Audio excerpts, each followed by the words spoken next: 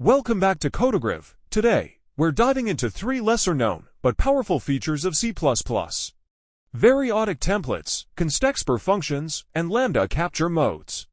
Let's start with variadic templates in C++. Variadic templates allow us to create functions or classes that can accept an arbitrary number of arguments of any type.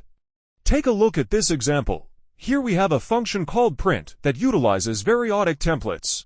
It's defined with a base case for when no arguments are provided, and a recursive case that prints the first argument and then calls itself with the remaining arguments.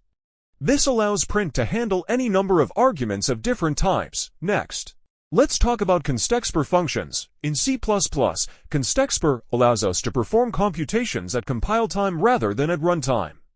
This can lead to optimized code and improved performance. Here's a simple example. We have a function called factorial marked as constexpr. It calculates the factorial of a number using recursion.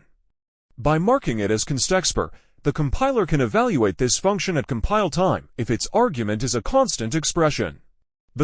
This enables efficient computation of the factorial value. Lastly, lambda capture modes. Lambdas in C++ are powerful tools for creating inline functions. But did you know you can control how variables from the surrounding scope are captured? Let's take a look at this example. We have two lambdas capturing variables x and y from the outer scope. The first lambda captures them by value, meaning it makes a copy of x and y. The second lambda captures them by reference, allowing it to directly access and modify x and y.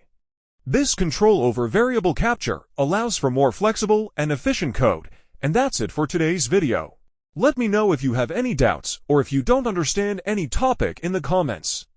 Thanks for watching, and don't forget to like and subscribe for more programming tips and tutorials.